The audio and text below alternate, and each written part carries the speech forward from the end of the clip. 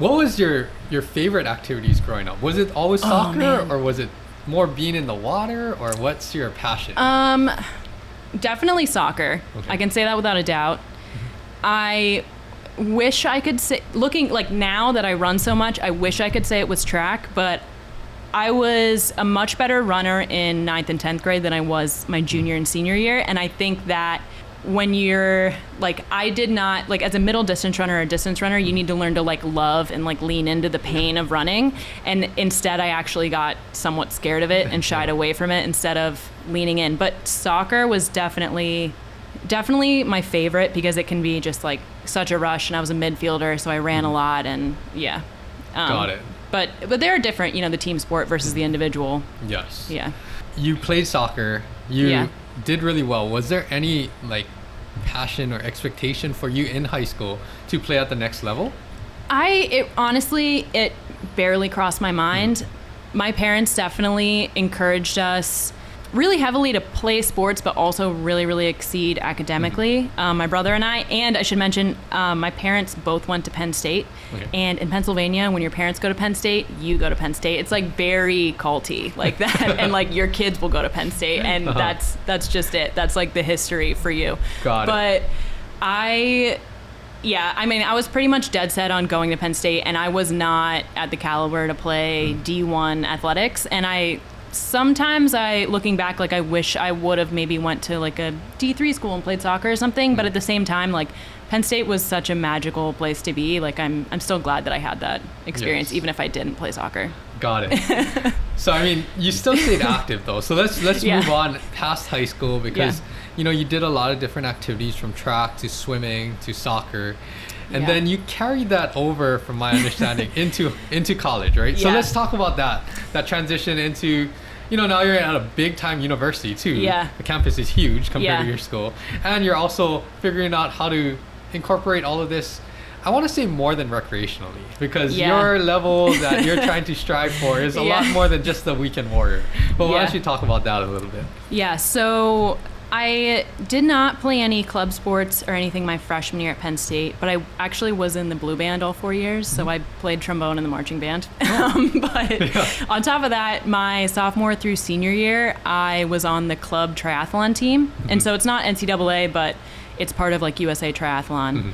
And my rationale with that was like, I wasn't in any club sports. I didn't think I was good enough for club soccer, and I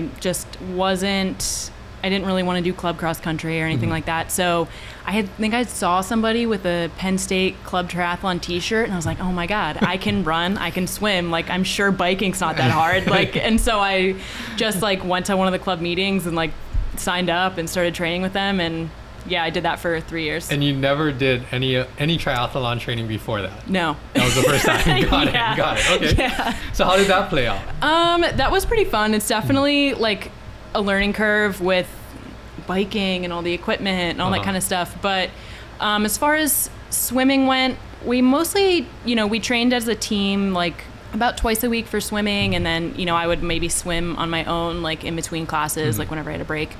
Running, sometimes we would do group runs, but sometimes it was on your own. Everybody has a different schedule. And then biking, it's really cold in Pennsylvania, so you can kind of only, like our winter is basically, I don't know, basically like end of October until maybe May. And, it's really cold, snows, sleets, ice. And then even if it's not, there's a ton of cinders on the road from how much they have to like salt the road. So you really can't bike outside for like half the year. So you pretty much just have to get a trainer and you just suffer indoors stationarily. So that's, I'm guessing a lot of those sessions that you just push through the indoors. But the cold, I think that's something, especially in Hawaii, that we take for granted. Because year round, we can just train however we want. Yeah, definitely. And like, it might be too hot, but at least you can go outside. Like, and train, yes. Yeah. So how did that kind of transform?